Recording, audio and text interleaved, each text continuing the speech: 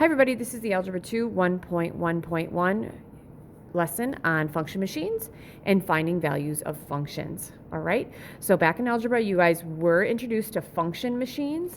Here, I'll just show you what they look like from in your book. There they are, those function machines. And each of them represented a different function. All right, so today we're going to look at certain functions and then we're going to put some functions in order. So this video will be for your Monday and Tuesday lesson. Putting functions in order is going to be what you're going to do for Tuesday. So you might actually be able to get a couple of things done. So let's say that I have a function. Most functions are in the form f of x equals, and let's say I have one that's 7x minus 3, okay? And you're asked to find f of 2, f of 0, and let's go with f of negative 3. Sorry, I don't want to run out of too much room. So for f of 2, what does that mean? That means if I put 2 in for the x, what would be the value of the function? So if I put 2 in for the x, what would be the value of the function? 7 times 2 is 14. 14 minus 3 is 11. That's what f of 2 would be. And we write it like that because what this means is the value of the function when x is 2 is 11. All right, f of 0, what that is, 7 times 0 minus 3. Well, 7 times 0 is 0, minus 3 is negative 3, so we'd say f of 0 equals negative 3. All right, then negative 3, that equals 7 times, okay, put negative 3 in for x, minus 3. 7 times negative 3 is negative 21. Minus 3, that's negative 24. That's f of negative 3. Awesome. Okay, so I want to get to all the function machines in just a second, but if I have more than one function, like let's say I'm doing a race, or we're going to have some things where kids are kicking footballs or soccer balls, and let's say Kevin's kicking one ball and Sally's kicking the other one, and we want to have equations for both of their kicks, we'll use different function names. So we could use g of x. That's another common one. Let's say g of x is equal to x squared minus 7x plus 3. And I want you to find g of, we'll do the same ones, 2. We'll do g of 0. And then we'll do g of, yep, I'm still on there. What was the other one? Negative 3. Awesome. Okay, so here we go. G of 2 is going to equal, we're going to put 2 in for both of these x's. We're going to have 2 squared minus 7 times 2 plus 3. All right, 2 squared is 4. Negative 7 times 2, that's minus 14 plus 3. All right, 4 minus 14, what's that? Negative 10 plus 3. Sorry, I'm getting kind of small here, but this is going to be equal to negative 7. Awesome. Okay, next one, 0. G of 0, that's going to equal 0 squared minus 7 times 0 plus 3. So I'm a big fan of the 0 because 0 squared is 0. 0 times anything is 0. This ends up being 0 plus 3, which is 3. All right, negative 3 in for the x's. We're going to have negative 3 squared minus 7 times negative 3 plus 3. All right, so I always tell kids, don't put negative 3 in your calculator, because here's what happens, guys. I get all these kids, Miss Henschel, negative 3 squared, it's negative 9.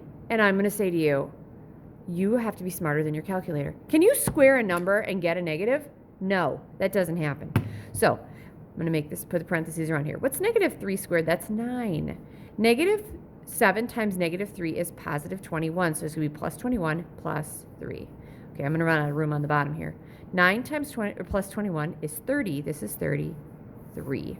All right, so you're going to have, this is like kind of the end of the first day. I'm just going to keep on going with this whole thing because function machines we can put in order. All right, so I have these function machines, and function machines have different names. Okay, here we go, 1, 2, 3, and 4. Ooh, I'm going to put this a little higher up here, guys, so that you could see all these. Okay. All right, so what I want to do is I'm going to drop a number in here, and I'm going to get an output here, okay? Sorry I don't have these written as awesome machines, like your homework will have pictures of it, but you're just going to basically tell me what order do I need, okay? What order do I need? Do I need the F, the G, the H, and the K for things to happen, okay? So my first question is going to be, if you drop 6 into the top, that's your initial input. And you want a final output of 11.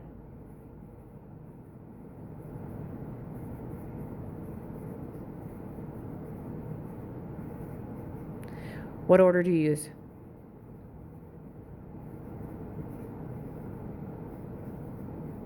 That's a question.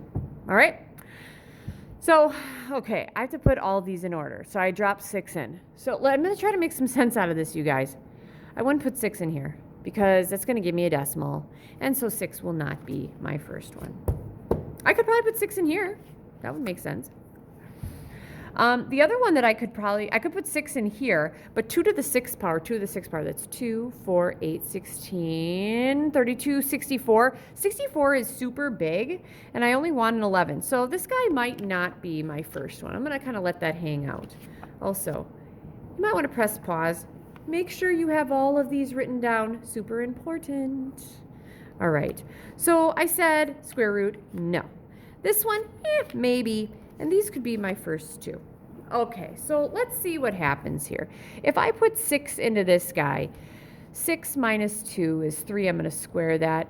3 squared is 9. This would make this guy negative 9. All right, I'm okay with that. So that would be negative 9.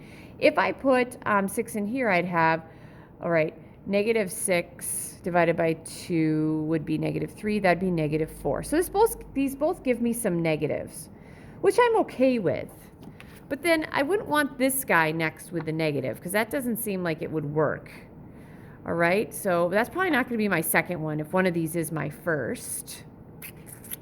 So this would probably be my third, maybe.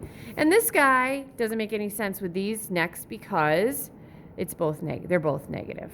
All right, so what I'm going to let you guys do, I'm going to actually play around with this a little bit and one time, and then I'm going to have you press pause, okay? So let's just say I want to put this guy first. I want to do the K first. Let's just say I do, okay? And I'm going to make this a little easier on myself, and you might want to too, because I don't like wasting a ton of paper, and I see I have some Post-its, so we're going to try some things here. So I have enough room up there. We're good. Okay, so the first thing we're putting in is, we said a 6, right? Okay, so after I put 6 in, what would my answer be? Sorry, I got to get the right part. Is sticky. So 6 in here, negative 6 divided by 2 is negative 3. Negative 3 minus 1, this was negative 4. All right, so then my next options, not using this guy because I can't take a square root of a negative, not using this guy because if you take 2 and raise it to a negative power, 2, you want to raise it to the negative 4th power. Ooh, that's nasty. I don't want a decimal. All right. So if I put K first, then my next one would probably have to be this one, right? So let's put negative 4 in here. Well, this is going to be interesting. So I'm putting negative 4 in here. Negative 4 minus 2 is negative 6. Square it. That's 36. That makes this negative 36. Oh, I'm not liking this order, you guys. Negative 36 would not go in here next. Negative 36 would make this super nasty. So what I'm thinking is my first one is probably going to be G. So let's start with G, okay? So what I want you guys to do is start with your G. So in G, I would start with a 6. 6 minus 2 is what, 4? 4 squared is 16. That would give me a negative 16 here, right?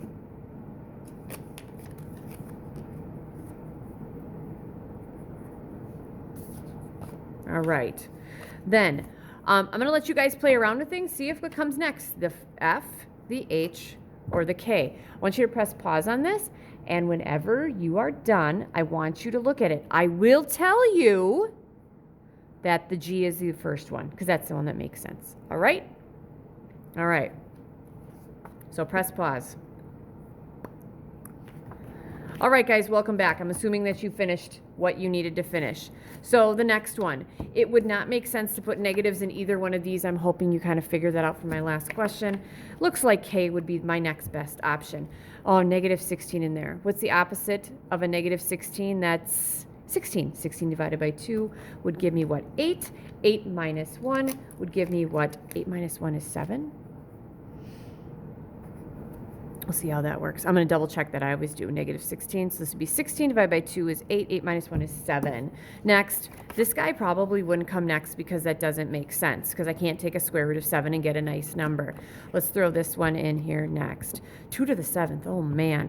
2 to the 7th. We got 2, 4, 8, 16, because you're going 2 times 2 is 4, times 2 is 8, times 2 is 16, times 2 is 32. Times 2 is what? 64. Times 2 is 128. Let's make sure. 64 times 2 gives me a grand total of 128. So 128 minus 7. I'm even going to do this so that some of you are visual learners and you see this. We're going to take 2 to the 7th minus 7. This is 128 minus 7. That equals 121. Last one. Guys, what's the square root of 121? Oh, that would be 11. So here we go. That would be right here, 11. That's what I wanted. 6 in, 11 out, right? Fantastic. So then the next thing I do on my homework, because I have to show my work, is I'd say, okay, I use the G function, and then the K function, and then the H function, and then the F function. That way I don't have to have all this stuff with me. So I'm going to have all this. I'll take off my Post-its too later. All right, first one. My G function. So I said G of 6, because that was my original one, was equal to the opposite of 6 minus 2 squared. So G of 6 equals, we had 6 minus 2 is 4, 4 squared is 16, negative 16, right? Next was the K function. So we would have K of negative 16. That's going to equal the opposite of, we're going to have negative 16 over 2 minus 1. All right, negative 16, the opposite of negative 16 is 16 divided by 2. That's 8 minus 1. This equals 7. So K of negative 16 equals 7. Next one we said was this guy. Oh, I have all the work here, so I'm going to use it. H of 7 was equal to 2 to the 7th minus 7. We said 2 to the 7th is 128 minus 7. This is 121. H of 7 is equal to 121. And then the last one was f of x. F of x is equal to the square root of 121. That equals 11. F of x equals 11. All right, so there you go. That's what I would do for those. All right. And I'm going to do one more with you, or actually you're going to do one more, just to give you guys some practice with the same functions. And it seems like every year kids get this very quickly, okay? So, same functions. You're going to drop in 64, and out comes 131,065. Okay, same machines, guys. There you go. You're going to put them in order. Plug and chug, give yourself a little challenge. I know some of you guys could probably use a little challenge. If you need to, make some note cards and then just flip them around and you can write on them, okay? Press pause, work on it, and when you come back, we're going to solve it. I'll give you the order.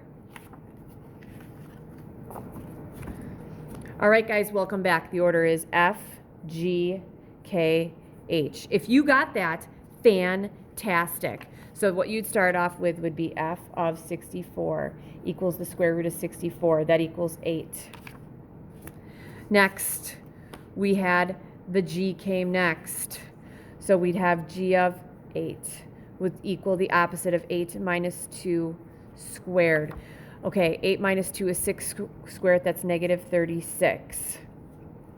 Next, I said K came next. K of negative 36 is going to equal the opposite of negative 36. Sorry, you can't see that, my bad. The opposite of negative 36 over 2 minus 1. So this becomes positive 32, or I'm sorry, positive 36 over 2. That's 18. 18 minus 1 is 17. Holy moly! And then last one, H of 17 is going to equal 2 to the 17th minus 7. All right, I'm going to use my calculator. There's absolutely no way I'm multiplying 17 or 2 17s 17 times. Not happening. 2 to the 17th power minus 7. Boom, got it. That's 131,065. Great. So this takes you through both days of day 1 and day 2 of 111. The first one is in first assignment on Monday is in Delta Math. The second one you have a Google form or a Google Doc to fill in. And it's just like this, except I didn't give you 4 functions. I only gave you 3. All right, good luck.